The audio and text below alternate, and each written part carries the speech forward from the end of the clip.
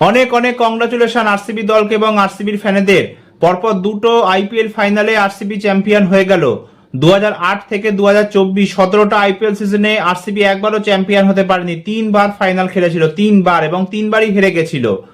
সেই আরসিবি পরপর দুইখানা IPL final জিতে গেল। বিরাট কোহলি ছিল, তারপরে অনিল কুম্বলে ছিল, তারপরে ড্যানিয়েল ভেটরি ছিল, তারপরে ফাফ ডু প্লেসিস ছিল। কারুর ক্যাপ্টেন্সিতে আরসিবি চ্যাম্পিয়ন হতে পারেনি। সেখানে রজত পাতিদারের ক্যাপ্টেন্সিতে দুবার খেলে দুবারই আরসিবি চ্যাম্পিয়ন হয়ে গেল। এবং রজত পাতিদার ভাই সত্যিকার অর্থে আরসিবির জন্য বিশাল বড় একটা লাকি চার্ম। এবং আরসিবি কে যে এতদিন ধরে অন্যান্য দলগুলো ট্রোল করতো, বিশেষ করে এমআই হয়ে যাক বা সিএসকে হয়ে যাক, যে ললিপপ, টিম 49 ইত্যাদি বলতো, সেই আরসিবি কিন্তু সবাইকে জবাব দিয়ে দিয়েছে। আরসিবি এখন আইপিএল ইতিহাসে ফোর্থ মোস্ট সাকসেসফুল টিম হয়ে গেছে। সিএসকে আর এমআই এর কাছে 5খানা ট্রফি রয়েছে, তারপরে কেকেআর এর কাছে 3খানা, তারপরে আরসিবির কাছে এখন 2খানা ট্রফি হয়ে গেছে।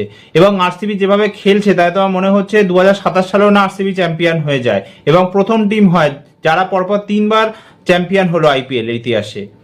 এবং ভাই বিরাট কোহলির তারিফ না করে থাকা যাবে না। কি অসাধারণ ইনিংসটা খেললো। 156 রান টার্গেট, 42 বলে 75 রান স্কোর করলো, নট আউট থাকলো, ছক্কা মেরে ম্যাচ ফিনিশ করলো এবং আরসিবি কে সেকেন্ড টাইটেল জিতিয়ে দিল এবং ম্যান অফ দ্য ম্যাচ হয়ে গেল।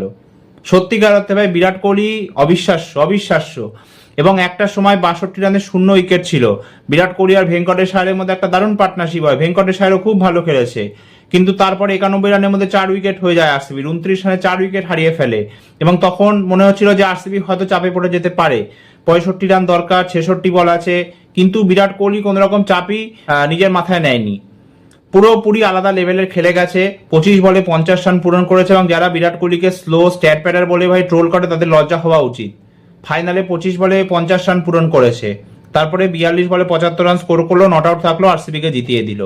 এবং এই বিরাট কোহলির আজ থেকে 2 বছর আগে অব্দি মাত্র একটা টি20 ট্রফি ছিল। 2016 সালের এশিয়া কাপ ফাইনাল, যেটাতে ইন্ডিয়া বাংলাদেশকে হারিয়েছিল, সেই একটা ট্রফি বিরাট কোহলির নামে ছিল, টি20 ট্রফি। আর 2 বছরের মধ্যে বিরাট কোহলি তিনখানা টি20 ট্রফি হয়ে গেল। 2024 সালে টি20 ওয়ার্ল্ড কাপ জিতলো, 2025 সালে আইপিএল ট্রফি, 2026 সালে আইপিএল ট্রফি।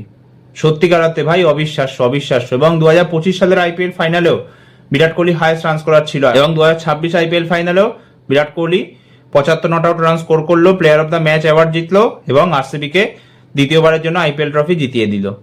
দারুণ খেলেছে, দারুণ খেলেছে ভাই। বিরাট কোহলি একবারে স্বপ্নের ফর্মে রয়েছে। আর এমনিও মানে গত 2 বছরের মধ্যে 4খানা ওভারঅল ট্রফি জিতে গেছে Virat Kohli. 2024 T20 world cup, 25 সালে চ্যাম্পিয়ন্স ট্রফি, 25 সালে আইপিএল, 26 সালে আইপিএল। একটা সময় ছিল যখন বিরাট কোহলি ট্রফি জিততে পারতো না, আরসিবির হয়তো পারতোই না জিততে, ইন্ডিয়ার হয়ে ট্রফি জিততে পারতো না। খুব খারাপ লাগতো ভাই। আর সেই বিরাট কোহলি এখন লাগাতার ট্রফি জিতে চলেছে, লাগাতার। এখন শুধু একটাই জিনিস চাই, 2027 সালেও যেন বিরাট কোহলি জিতে যায় আরসিবির হয়ে, আর 27 সালে যেন ওডিআই ওয়ার্ল্ড কাপটাও জিতে যায়, করে একটা দারুণ কেরিয়ার যেন শেষ হয়। আর কে বলবে ভাই যে প্লেয়ারটা 37 বছর বয়স, পরপর 4টে সিজনে 600-র উপর রান স্কোর করে দিল। 2023 আইপিএল সিজনে 639, 24 সালে 741, 25 সালে 657, 26 সালে 675 রান। ভাবতে পারছো, 675 রান স্কোর করে দিল।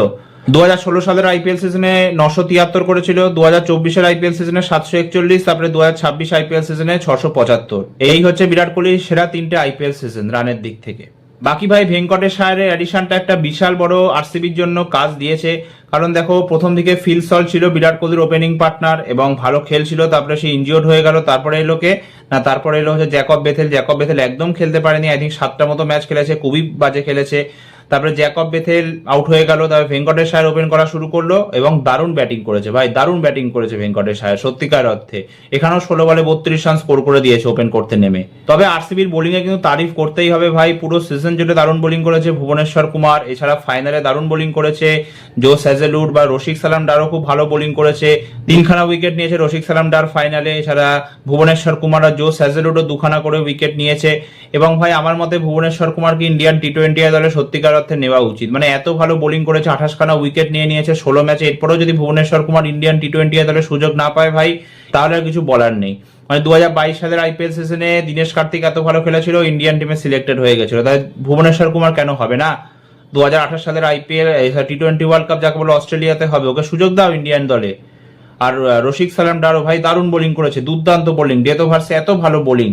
আর শুভমান গিলকে আমি ভাই একটাই কথা বলবো, যে তোমাকে বিরাট কোহলির সাথে কম্পেয়ার করা হয়, তোমাকে প্রিন্স বলা হয়, প্রিন্স অফ ইন্ডিয়ান ক্রিকেট, কিন্তু তোমার বিরাট কোহলির মতো পারফরমেন্স কোথায়? হ্যাঁ, তুমি প্রত্যেকটা ফাইনালে চোখ করে যাচ্ছ, ইন্ডিয়ার হয়ে যাক বা আইপিএল এ হয়ে যাক, সব ফাইনালে তুমি চোখ করে যাচ্ছ। তাহলে এখানে তুমি 10 রান স্কোর করে আউট হয়ে গেলে, নিজের ঘরের মাঠে খেলা হচ্ছিল। এই ফাইনালটা তো বেঙ্গালুরুতে হওয়ার কথা ছিল না, সেখানে আহমেদাবাদে নরেন্দ্র মোদী স্টেডিয়ামে খেলা হলো। তারপরেও যাকে বলে গুজরাট টাইটান্স হেরে গেল এবং শুভমান গিল রান বানাতে পারলো না ফাইনালে। ওয়াশিংটন সুন্দর একমাত্র লড়েছে 37 বলে 50 নট আউট, আর ব্যাস আর লড়তেই পারেনি। মানে পুরো গুজরাটের ব্যাটিং লাইন আপ একেবারে একধার্সে ব্যর্থ হয়ে গেছে। এখানে শুভমান গিল হয়ে যাক, এখান থেকে সাই সুদর্শন হয়ে যাক, এখান থেকে জস বাটলার হয়ে যাক। ভাই জস বাটলার তো পুরোপুরি টেস্ট ইনিংস খেললো, 23 বলে 19 রান, একটা বাউন্ডারি মেরে। ভাবতে পারছো, পুরো ইনিংসে মাত্র 3টে 6 মেরেছে গুজরাট টাইটান্স, 3খানা। ওই আরশাদ খান একটা মোটামুটি কেমিও খেলেছিল, 6 বলে 15, 2খানা 6 মেরে, আর লাস্টে রশিদ খান একটা মারলো। মানে মনে হচ্ছিল আমি যেন 2010-12 সালের আইপিএল দেখছি। তখন হতো না যে একটা ইনিংসে 2-3টে করে ছক্কা হতো, সেই আইপিএল দেখছি এমন মনে হচ্ছিল দেখে। 3টে 6 মেরেছে, ভাবতে পারছো ফাইনাল ম্যাচ হচ্ছে আহমেদাবাদে, তারপরেও মাত্র গুজরাট 3টে 6 মেরেছে। এই অবস্থা ছিল।